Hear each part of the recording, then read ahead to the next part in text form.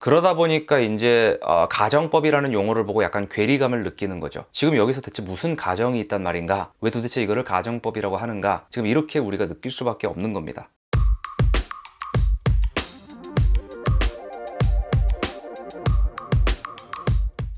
자, 제가 지난 강의에서 이 가정법은 그 고대 그리스어에서부터 시작을 해서 뭐 라틴어로 전승이 되고 그 다음에 뭐 현대 유럽어들까지 쭉 이제 전해오고 있는 그런 독특한 기법이라고 말씀을 드렸는데 이번 강의에서는 제가 직접 예시를 좀 들어드리려고 합니다. 제가 그리스어는 따로 공부를 한 적이 없기 때문에 제가 직접 공부를 했었던 라틴어로 제가 예시를 한번 들어드리도록 하겠습니다.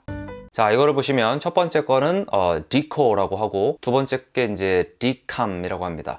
둘 다 제가 나는 말한다 뭐 이렇게 써놨죠. 사실 라틴어로 엄청 뭐 긴 문장이 나올 줄 아셨던 분들께는 정말 죄송하지만 저는 라틴어를 공부를 했다고 했지 잘한다고 하진 않았습니다. 자, 그리고 이 정도면 충분히 설명을 할 수가 있습니다. 자, 설명에 필요한 그냥 부분만 제가 보여드리는 겁니다. 제가 우리말 해석을 둘 다 나는 말한다 이렇게 제가 해놨는데 이거를 뭐 영어로 번역을 하면은 뭐 디코 같은 경우는 I say 그리고 decam 같은 경우는 뭐 I may say 이 정도로 나눠서 번역을 하는 경우도 있고 그 다음에 이제 둘 다 I say라고 번역을 해놓고 이 정도의 차이가 있다 뭐 이렇게 설명하는 경우도 있고 아무튼 뭐 그렇습니다. 그러니까 이제 이런 거는 이제 영어라는 언어로 구현해내기 힘든 좀 그런 차이점을 가지고 있다. 이게 지금 포인트인데요. 자, 편의상 설명을 위해서 저도 여기서 이제 디코는 I say 그 다음에 decam도 I say 이렇게 해서 제가 한번 보여드리도록 하겠습니다. 이 중에 이제 첫 번째 있는 디코가 이제 직설법 indicative mood고요. 그 다음에 두 번째 있는 decam 이게 바로 가정법 그 subjunctive mood라고 불리는 바로 그 녀석입니다. 제가 기본 편에서 어원 말씀을 드릴 때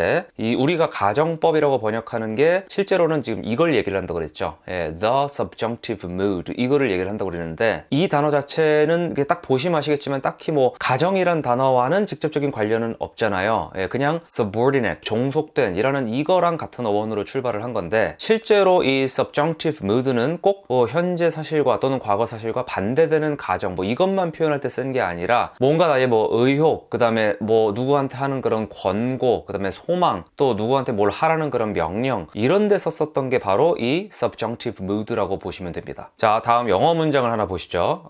He orders that I say 그는 나에게 말을 하라고 명령을 했다. 자, 여기서 보시면은 이 I say가 나는 말을 한다 라는 이 직설법 indicative mood가 아니고 he orders 그는 명령을 하는데 근데 that 이하를 명령한다. 즉 이 사람의 명령의 내용에 속하는 그 I say죠. 그러면은 이 I say 같은 경우는 가정법 subjunctive mood로 쓴 겁니다. 문제는 영어로는 비록 그렇게 쓴다라고 하더라도 뭐 I say라는 단어가 뭐 I say am 막 이런 식으로 형태가 변하지 않는다는 거예요. 그런데 여기서 만약에 이 that 뒤에 있는 I say를 라틴어로 바꾸게 되면은 he orders that dico, he orders that decam 중에 어떤 거를 써야 될까요? 바로 정답은 두 번째죠. he orders that decam 이렇게. 조금 전에 말씀드린 대로 지금 이거는 내가 말을 한다라는 사실 진술이 아니라 그가 명령한 내용에 대한 그런 얘기이기 때문에 이 경우는 직설법을 쓸 수가 없습니다. 그래서 그냥 디코가 아니고 decam 이렇게 가는 건데요. 여기서 저희가 이제 반드시 짚고 넘어가야 될 게 있는데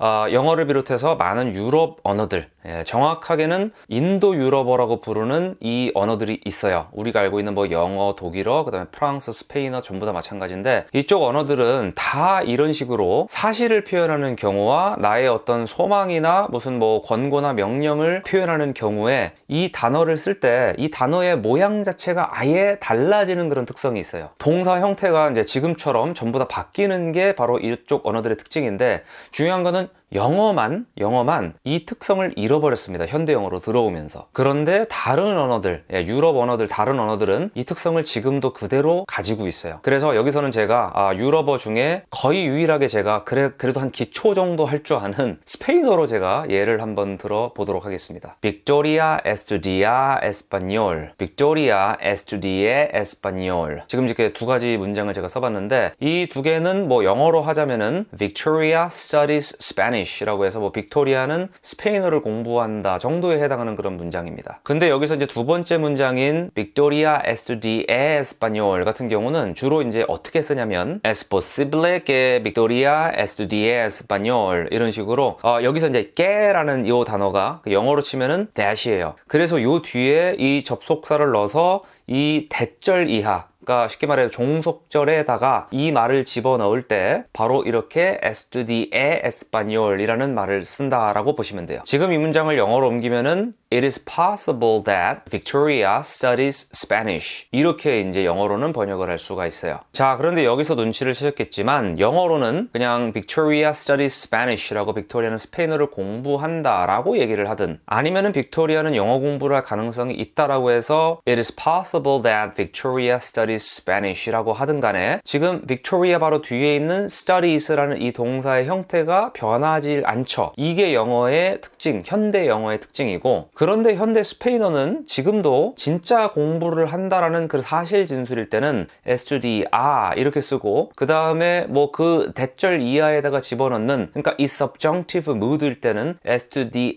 이런 식으로 동사 끝에를 바꿔서 다른 형태로 쓴다라는 거예요. 그래서 이제 스페인어를 쓰는 스페인어 화자들은 그냥 es posible que Victoria estudie español 이 전체 문장을 안 보고 바로 뒤에 있는 estudie만 딱 봐도 이거는 지금 진짜로 공부한다는 얘기가 아니고 공부를 한다라는 그런 어떤 가정, 공부를 할 수도 있다라는 그런 가정이구나 라는 거를 그냥 이 동사 형태만 보고도 바로 알 수가 있어요. 자, 그리고 여기서 드디어 이제 어떤 의문이 풀리냐, 바로 이 que, 그러니까 영어로 that에 해당하는 이 접속사 뒤에 이 종속절에다가 지금 집어넣어서 이런 가정법을 쓰고 있죠. 그러니까 이제 여기서 보시다시피 이 subjunctive라는 단어는 원래 subordinate, 이 종속된이라는 말과 같은 어원으로 출발을 했고 지금 실제로 보시면은 이 que, 영어로 that에 해당하는 그 바로 뒤에다가 그러니까 종속절에다가 넣어가지고 이렇게 표현을 하는 이런 특징이 있기 때문에 이래서 이제 가정법이라는 게 subjunctive mood라는 이름이 붙게 된 거예요. 사실 지금 이 내용은 뭐 스페인어나 프랑스어나 독일어 같은 거를 하시는 분들이 보셨을 때는 진짜 되게 우스울 거예요. 왜냐면 그쪽 언어에서는 이거를 접속법이라고 하죠. conjunctive mood라고 해서 워낙 자주 배우고 일반적으로 그 언어를 하시는 분들은 너무나 당연하게 배우시는 그런 개념이기 때문에 굉장히 쉬운 내용입니다. 그런데 이제 영어만 봐왔던 저희들 입장에서는 딱 보고 와 이런 게 있어 라고 좀 신기할 수가 있어요. 야 진짜 공부한다 라고 할 때는 estudia 그리고 공부를 뭐 할 수도 있다 이런 식으로 쓸 때는 estudie 이렇게 쓴다는 것 자체가 진짜 처음 보시는 분들이 되게 많을 거라고 저는 생각합니다. 그래서 이렇게 조동사의 도움 없이 그냥 동사의 형태만 가지고 이렇게 뜻을 바꿔버리는 거 이게 굉장히 사실은 중요한 특징이고 영어만 배웠던 사람들한테는 저기 좀 신선한 충격일 수밖에 없는 게 이거를 전문 용어로는 이제 굴절이라고 그래요. inflection이라고 하는데 어렵게 생각하실 필요 없고 단어 끝에가 이렇게 약간 변한다, 그러니까 휘어진다라고 해서 굴절이라고 부르고요. 유럽어, 현대 유럽어의 대부분들 우리가 알고 있는 뭐 이태리어나 그 다음에 뭐 프랑스어, 그 다음에 스페인어 같은 거의 모든 언어들은 이거를 그냥 그대로 다 가지고 있어요, 이 특징을. 그래서 영어와는 달리 뭐 나, 너, 뭐 그, 그녀, 그리고 우리, 그들 이렇게 주어가 인칭이 뭐냐에 따라서 그 뒤에 나오는 동사들의 형태가 다 다르게 생겼습니다. 그런데 사실 여러분께서 이제 평소에는 잘 눈치를 못 채셨겠지만 이 대목에서 보시면 보이는 게 영어에 또 이런 흔적이 남아는 있어요. I drink water 이라고 얘기를 하다가 주어가 he나 she로 바뀌는 순간 우리가 he 또는 she drinks water 이라고 동사 뒤에다가 s를 붙이죠. 영어를 처음 배우시는 분들이 거기다 도대체 왜 s를 붙이는지 되게 많이 궁금해 하시는데 이게 바로 굴절이에요. 영어는 다른 건 다 사라지고 유일하게 거의 여기만 지금 남아있는 겁니다. 자, 그럼 여기서 우리가 내릴 수 있는 1차 결론이 뭐냐면 예전에는 영어도 똑같이 I study Spanish 그 다음에 you study you Spanish 또는 뭐 he studies, she studies Spanish 그 다음에 we study a Spanish, they study e Spanish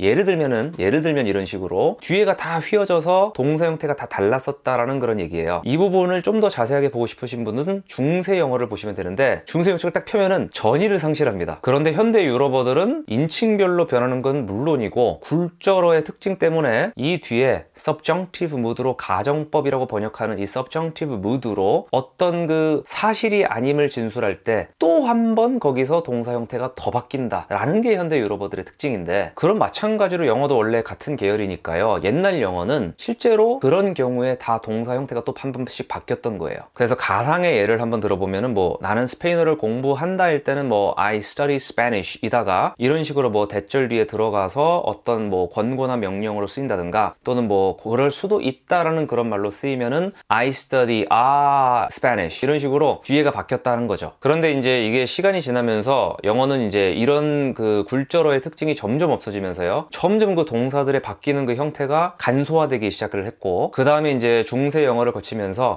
야 그냥 우리가 subjunctive mood를 쓸 때는 그냥 거기다가 굳이 복잡하게 이 단어 끝에를 다 이렇게 막 바꾸지 말고 동사 원형을 집어넣자 라는 식으로 합의가 되었어요. 그러면 동사 원형을 쓰면은 예를 들면 이렇게 되는 거죠. It is possible that I study Spanish, you study Spanish, he studies Spanish, she studies Spanish, we study Spanish, they study Spanish. 이런 식으로 이제 인칭 변화에 상관없이 그냥 갖다가 대절 뒤에 있는 이 동사는 원형을 쫙 써가지고 야 이거는 지금 사실 진술이 아니고 어떠한 뭐 가능성이라든가 권고 명령 이런 데 해당하는 그런 내용에 들어간 거야 라는 거를 동사 모양으로 나타냈다 라는 게 바로 예전 영어의 특징입니다. 그리고 이 특징은 현대 영어로까지 이어져 오고 있어요. 근데 문제는 이겁니다. 이게 왜냐하면은 아직 인칭에 따라서 동사 모양이 다 달랐던 중세 영어까지는 딱 보면 I나 you, he, she 뒤에 나오는 동사 형태가 원래는 다 달랐잖아요. 뭐 I study, you study, you, he studies 이런 식으로 예를 들면 이런 식으로 막 다 달랐으니까 이렇게 복잡하게 변하는 동사들이 이렇게 가정법 subjunctive mood에 즉 대절 뒤 같은 데 들어가서 그냥 동사 원형으로 쫙 다 통일이 돼가지고 뭐 I study, you study, he study, she study, we study, they study 이런 식으로 그냥 똑같은 모양으로 바뀌어버리는 순간 이거는 직설법이 아니고 이거는 가정법이구나 라는 거를 이 모양을 보고 바로 알 수 있었던 거예요. 그런데 현대 영어로 넘어오면서 he나 she를 제외한 나머지 어떤 주어가 나오든 간에 동사 모양이 다 비슷해져 버렸죠. 우리가 I study라고 얘기를 하고 you도 study라고 얘기를 하고 we, they 전부 다 study라고 얘기를 하기 때문에 현대 영어에서는 예전부터 이렇게 동사 원형으로 표현해왔던 이 방식을 그대로 딱 썼을 때 쫙 써놔도 그냥 he랑 she 뒤에 왜 studies가 아니고 study지? 요 정도 느낌만 들지 나머지는 직설법이랑 전혀 형태상 구분이 되지 않습니다. 그냥 직설법이랑 가정법인 subjunctive mood가 모양이 똑같이 생긴 거예요. 그러다 보니까 문제는 우리뿐만이 아니라 원어민들도 이거를 보고 이게 가정법인지 못 알아보는 경우가 많이 있어요. 그래서 현대 구어체에서는 여기다가 이렇게 동사 원형 대신에 그냥 우리가 평소에 쓰는 동사 형태를 그냥 갖다 쓰는 경우가 점점 더 많아지고 있다 이렇게 보시면 되겠습니다. 실제로 여러분께서 크게 어떤 언어에 관심이 없는 그런 영어 원어민에게 It is possible that she studies Spanish 이런 문장을 딱 보여주면요 뭔가 이제 그쪽 반응은 이래요. 그러니까 학교 다닐 때 배웠던 문학 뭐 시간에 봤던 약간 옛날 말 같은 거 아님? 그러니까 요 정도 느낌으로 그냥 보통 받아들인다라고 보시면 됩니다. 네, 자 다음 예시를 한번 보실게요. It is important that I be here. It is important that you be here. He be here. She be here and we be here and they be here. 그러니까 이렇게 전부 다 비동사 원형으로 이렇게 쓰는 경우 이런 문장들을 딱 보시면 머릿속이 진짜 하얘지죠. 야 저건 진짜 뭐야 대체 왜 저렇게 be라고 다 써있지 이런 생각이 아마 드실 텐데요. 근데 이제 이거는 우리뿐만이 아니라 대부분의 그 원어민들이 거의 이거를 보면은 그냥 원래 그런가 보지 라든가 아니면 뭐 좀 옛날 말처럼 써놨네 뭐 이 정도의 느낌을 갖는다라고 보시면 됩니다. 지금 이 문장들은 엄밀히 따지면 이 종속절에 대절 이하의 그 동사 원형을 써서 지금 저것들이 전부 다 굉장히 중요하다 그러니 그렇게 해라라는 어떤 그런 권고 같은 거 그런 약간 명령이라든가 이런 내용에 있는 그런 비동사라는 거를 나타내주는 그냥 원형을 써서 나타나는 그 표현 기법입니다. 아까 말씀드린 그 subjunctive mood를 그냥 이렇게 표현을 한 건데 진짜 뭐 학창시절에 뭐 국어 시간에 뭐 되게 공부를 열심히 했거나 아니면 뭐 대학에 가서 영어 관련한 그런 뭐 어떤 전공을 했거나 뭐 그런 친구들이 아니면 저게 정확하게 진짜 무슨 원리로 저렇게 됐는지까지는 설명을 못 해주는 경우가 되게 많습니다. 그러다 보니까 이제 이거를 한국 사람들한테 납득시키는 게 또 얼마나 더 힘들겠어요. 그래서 여기에 대한 고육지책으로 야 저 비동사 앞에는 should가 생략이 되어 있는 거야 라고 설명을 많이 하는 거죠. 그래서 사실은 보이지 않은 should가 있다. 그래서 it is important that I should be here 이런 식으로 원래는 나온다라는 거고 뭐 나머지도 마찬가지로 다 should 이게 생략이 되어 있다 라고 설명을 하는 건데 사실은 엄밀히 따지면 이거는 should가 생략된 게 아니고 원래 저렇게 동사 원형을 쓰는 게 원래 가정법이에요. 저게 원래 전통 subjunctive mood인데 저게 그런 subjunctive mood인지를 모르는 원어민들도 되게 많다고 그랬죠. 뭐 그런 이유도 있고 또 여러 가지 이유들로 영국 영어에서는 저 대절 뒤에 있는 저 동사 앞에다가 진짜로 should를 넣어서 그냥 직설법 indicative mood처럼 그냥 쓰기도 합니다. 영국 영어에서는 should를 넣어서 쓰는 경우가 진짜 훨씬 더 많거든요. 한 거의 반을 좀 넘는다 뭐 이렇게 보시면 되는데 특히나 이제 구어체 같은 경우는 거의 should를 넣어서 얘기를 한다 뭐 이렇게 보시면 되겠습니다. 그런데 이제 아무래도 우리 생각에 아무래도 영국 영어는 전통 영어고 미국 영어는 뭔가 거기서 건너가서 뭔가 간소화된 영어라고 약간 지레짐작하는 게 좀 있잖아요. 그러다 보니까 should가 생략되어 있다라고 보통 이렇게 설명이 들어가게 된 거예요. 그래서 이제 영문법 원서에서는 영국 영어에서는 should를 넣어서 직설법처럼 얘기를 하는 경우가 있는데 원래 원칙상은 그냥 동사 원형이 오는 게 바로 subjunctive mood다 라고 이제 정의를 하고 있죠. 그리고 지금 이거를 보시면 아시겠지만 어디서 많이 보셨던 그런 문장 형태들이죠. 이런 우여곡절들을 거쳐서 우리가 이제 각종 뭐 입시라든가 그 다음에 뭐 영어 시험이 있으면 어쨌든 거의 모든 곳에 가장 많이 등장하는 문법 문제 중에 하나가 바로 이겁니다. I order that, I command that, I insist that, I urge that, I require that, I demand that, I request that, I suggest that, I propose that, I advise that, I recommend that까지 이렇게 무언가를 뭔가 권고, 명령, 조언 뭐 이런 거를 하는 경우는 저 대절 뒤에는 동사 원형을 쓴다. 그리고 그 이유는 should가 생략되었기 때문이다 라고 여러분께서 학교 영어 시간이나 학원이나 이런 데서 굉장히 많이 들어보셨을 거예요. 이와 더불어서 아예 실제로 사실이 아닌 거, 진짜 불가능한 거, 뭐 이런 거를 이제 가정에서 얘기를 할 때 동사의 시제를 하나 후퇴시켜서 이제 얘기를 하는데 우리가 바로 기본 편에서 봤었던 그런 뭐 conditional에서 뭐 second나 third conditional 같은 경우가 주로 이제 여기에 속하는데요. 이런 것들까지 이제 그냥 묶어가지고 다 똑같이 그냥 가정법이라는 그 장에다가 다 집어넣어 버린 거예요. 그래서 이제 conditionals랑 이 subjunctive mood가 같은 장에 써 있는 경우가 되게 많습니다. 내가 진짜로 라틴어를 한다면은 I speak Latin이고 그냥 그것이 어떠한 권고나 명령에 속하는 그런 내용이라면 똑같은 I speak Latin인데 이 speak는 동사 원형으로 쓴 것이다. 뭐 이런 룰이 그냥 있는 거고요. 그 다음에 이제 내가 실제로 라틴어를 못하는데 만약에 한다라고 가정을 한다면 이때는 시제를 하나 뒤로 후퇴를 시켜서 I spoke Latin 이런 식으로 문장을 바꿔 쓰는 건데요. 실제로 이렇게 가정을 하는 경우 동사를 하나 뒤로 후퇴시키는 그런 특징을 갖고 있다 보니까 비동사 같은 경우는 전부 다 과거형으로 다 후퇴를 시키고 인칭이랑 상관없이 전부 다 똑같은 모양으로 만들어서 그냥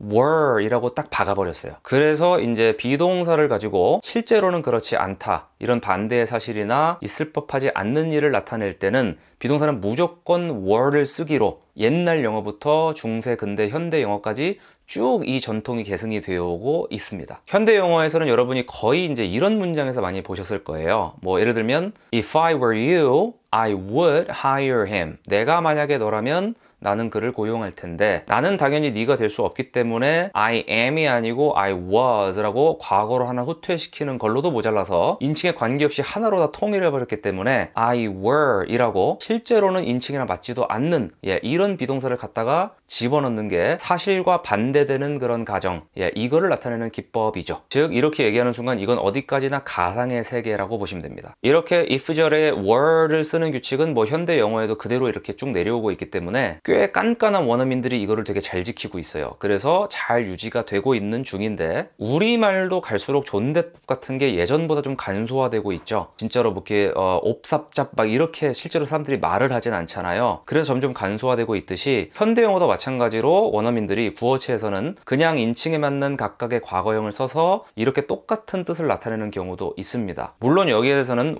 were를 쓴 경우만 진짜 가정법이고 나머지는 무조건 직설법으로 봐야 된다라고 주장하시는 분들도 굉장히 많은데 어차피 언어라는 거는 어떤 사람이 주장한다고 그대로 유지되지 않습니다. 우리가 아무리 막으려고 해도 자연 변화라는 거를 하는 게 바로 언어이기 때문에 한 100년 정도 지나면 어차피 문법책이 바뀌어야 되지 않을까. 왜냐면 실제 원어민들이 지금 그게 그런 어떤 건지 잘 모르고 있기 때문에 라고 저는 개인적으로 생각합니다. 자, 그리고 이렇게 if절에 쓰는 경우뿐만이 아니라 진짜로 뭔가 사실과 반대되는 그런 경우는 전부 다 비동사를 그냥 were 이렇게 썼다라고 보시면 되는데요. 이거는 뭐 그렇게 옛날까지도 아니고 뭐 중세 영어, 뭐 근대 영어 정도까지도 굉장히 일반적인 그런 표현 방식이었습니다. 예를 들어서 제가 야, 뭐 그거 뭐 곧 끝날 거야. 만약에 이렇게 얘기를 하면은 현대 영어로는 뭐 that would be done soon 아마 이렇게 얘기를 하겠죠. 근데 옛날에는 이런 표현을 할 때도 that were done soon 이런 식으로 얘기를 했다 이렇게 보시면 됩니다. 제가 만약에 타임머신을 타고 중세쯤으로 돌아가서 만약에 셰익스피어 정도 시대로 갔다라고 쳐서요, 그때 가서 이제 현대어로 지나가는 사람한테 만약에 물어보는 거예요. Is there any way that I can meet Shakespeare? 뭐 제가 셰익스피어를 만날 수 있는 그런 방법이 있나요? 그러면은 이제 그 사람이 아마도 뭐 스미스라는 이름 정도를 가진 사람, 그만큼 영국에는 스미스가 많았습니다. 아무튼 이 사람이 저한테 아마 대답을 뭐 요렇게 할 수 있겠죠.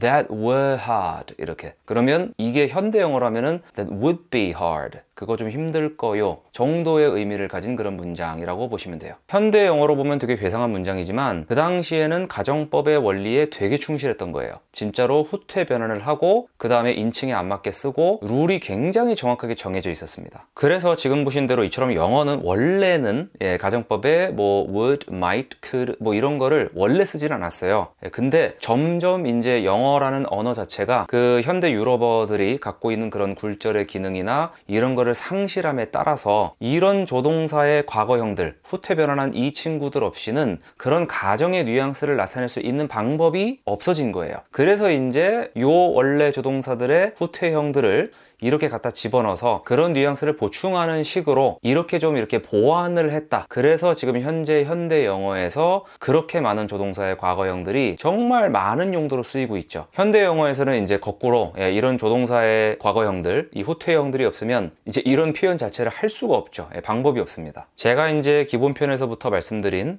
Will you open the door? 문 좀 열어주시겠어요? 그 다음에 뭐 Would you open the door? 문 좀 열어주실 수 있나요? 뭐 이런 뉘앙스 차이. 그리고 I can go to your wedding. 나는 네 결혼식 갈 수 있어. 그리고 뭐 I could go to your wedding. 나는 네 결혼식 갈 수도 있어. 이런 정말 절묘한 뉘앙스 차이들은 모두 이 후퇴한 조동사, 이 조동사의 과거형들이 만들어낸 하나의 진짜 예술 작품이라고 보셔도 좋아요. 그래서 우리가 이 원리를 이렇게 진짜로 정확하게 이해를 다 하고 나면은 내가 말하고자 하는 그런 뉘앙스를 내가 표현을 하고 싶은 대로 할 수 있는 그런 기반을 마련을 하게 됩니다. 그리고 또 그렇게 표현을 하는 그런 재미도 생기고요. 특히나 여러분께서 글을 쓸 때 이런 기법을 제대로 사용하셔서 정말 내가 하고 싶은 뉘앙스를 제대로 표현해내는 그런 진짜 좋은 글을 쓰게 된다면은 이건 진짜 엄청난 무기가 됩니다. 국제사회에서는 진짜 외국인이 이 영어로 글을 잘 쓴다는 거는요, 엄청난 메리트예요. 엄청난 경쟁력입니다. 이거를 꼭 좀 기억을 하셨으면 좋겠어요. 자, 이쯤 되면 아마 뭐 이런 것들이 궁금하실 것 같습니다. 뭐 문법 측에 보면은 뭐 were to 가정법이라든가 뭐 it is time이라든가 그다음에 뭐 as if 그리고 뭐 provided 뭐 given 진짜 여러 가지 표현들 뭐 이런 거를 사용해서 가정법을 만드는 그런 여러 가지 문장들이 나오는데 이거를 도대체 어떻게 하면은 진짜 좀 제대로 맛깔나게 써서 내가 말과 그리고 또 글에 내 의사를 정말 정확하게 표현할 수 있을까라는 그런 내용들에 대해서는 바로 다음 시간 가정법 특강 보충 수업에서 제가 정말 확실하게 잡아드리도록 하겠습니다. 감사합니다.